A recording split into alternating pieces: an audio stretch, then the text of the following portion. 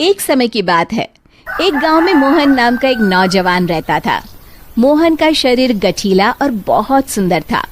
मोहन रोज सुबह शहर में काम करने जाता और फिर शाम को अपने गांव लौट आता। गांव और शहर के बीच में एक जंगल पड़ता था। उस जंगल में एक चुड़ैल रहती थी। वो रोज मोहन को जंगल से आते जाते देखती थी। फिर कुछ समय बाद मोहन की शादी राधा नाम की एक बहुत ही सुंदर लड़की से हो जाती है। एक दिन मोहन अपनी पत्नी राधा से कहता है, राधा, मैंने तुमसे कितनी बार कहा है कि तुम मेरे लिए सुबह सुबह खाना बना दिया करो। मैं रोज काम पर देरी से पहुंचता हूँ। मैं क्या करूँ जी, सारा दिन घर के काम करके मैं तो थक जाती हूँ, इसलिए मुझसे सुबह जल्दी नहीं उठा जाता। सुनो जी, मैं तो कहती हूँ क्यों ना हम अपने घर में एक नौकर रख लें। अरे भाग्यवान, अभी हमारी इतनी आमदनी नहीं है कि हम कोई नौकर रख सके। कल से मैं सुबह खाना खुद बना लिया करूँगा। खुश? इतना कहकर मोहन घर से चला जाता है। फिर अगले दिन से मोहन रोज सुबह जल्दी उठकर अपने लिए खाना बनाने लगता है। जब खाना बना ही रहा हूँ तो घर के सभी लोगों के लिए बना लेता हूँ। फिर मोहन रोज सुबह सबके लिए खाना बनाता और शहर में काम करने चला जाता। दूसरी तरफ राधा घर में सारा दिन आराम करती और घर के बाकी काम अपनी सास से करवाती। हे भगवान, ये बुढ़ापे में तू मुझसे किस जन्म का बदला ले रहा है, जो ऐसी बहू को मेरे पल्ले बांध दिया है। फिर कुछ दिनों बाद राधा मोहन से नई साड़ी और गहनों की जिद करती है। मोहन उसे समझाने की कोशिश करता है कि वो अभी ये सब खरीदने में असमर्थ है, लेकिन राधा नहीं मानती और राधा के रोज रोज के नखरों से तंग आकर मोहन गुस्से में घर से निकल जाता है। कब वो जंगल में पहुंच जाता है उसे भी पता नहीं चलता। तभी एक चुड़ैल की नजर मोहन पर पड़ती है। अरे, मैं तो घर से बहुत दूर आ गया हूँ। ओहो, रात भी बहुत हो गई। घर में सब परेशान हो रहे होंगे। फिर मोहन वापस अपने घर की ओर चल पड़ता है। चुड़ैल भी मोहन का पीछा करते करते उसके घर तक पहुंच जाती है। फिर मोहन अपने घर पहुंचकर दरवाजा खटखटाता है। तभी उसकी राधा दरवाजा खोलती है। उसके चेहरे की मुस्कान देख मोहन को थोड़ी हैरानी होती है। फिर राधा कहती है, मुझे माफ कर दीजिए जी, मुझसे गलती हो गई। मैं भूल गई थी कि औरत का असली गहना उसका पति होता है। आगे से मैं आपको कभी नाराज नहीं करूंगी।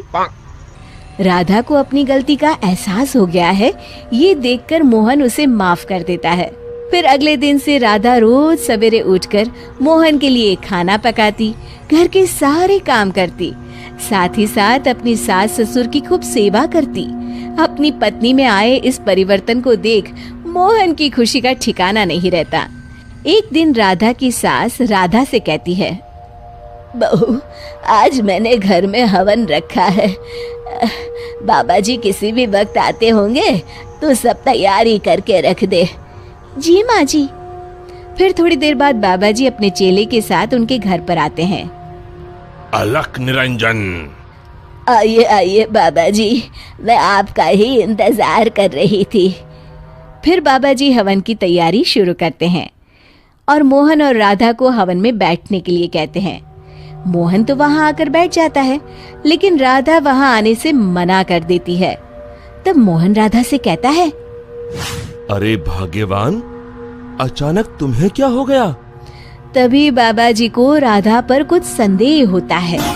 अलख निरंजन, माँ जी, तुम्हारे बहू के हाव भाव देखकर मैं पहले ही समझ गया था कि इसके अंदर किसी चुड़ैल का वास है। बाबा जी क्रोधित होकर कहते हैं, सच सच बता, कौन है तू, वरना अभी तुझे जलाकर भस्म कर दूंगा। फिर बाबा जी जोर जोर से मंत्र पढ़ना शुरू कर देते हैं।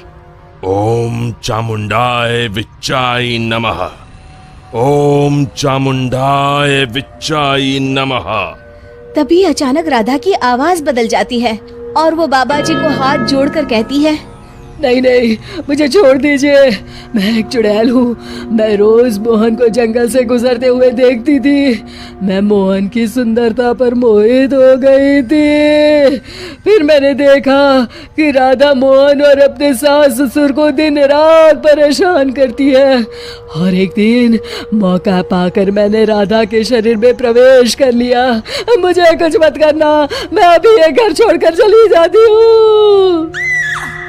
फिर हवा का एक तेज झोंका उस घर से बाहर चला जाता है और राधा बेहोश होकर नीचे गिर जाती है। कुछ समय बाद राधा को होश आता है। सारी असलियत जानने के बाद राधा को अपनी गलती का एहसास हो जाता है। आप लोग मुझे माफ कर दीजिए। मैं आज के बाद आप लोगों को कभी शिकायत का मौका नहीं दूंगी। शिक्षा: हमें हमेशा अपने परिवार वालों के साथ अच्छा बर्ताव करना चाहिए और अपना हर फर्ज निभाना चाहिए। दोस्तों, हमें उम्मीद है कि आपको हमारी ये कहानी पसंद आई होगी। कृपया हमारे चैनल को सब्सक्राइब करें और सभी अपडेट्स के लिए बेल आइकन जरूर दबाएं। और हाँ, वीडियो लाइक और शेयर करना मत भूलिएगा। Bye bye.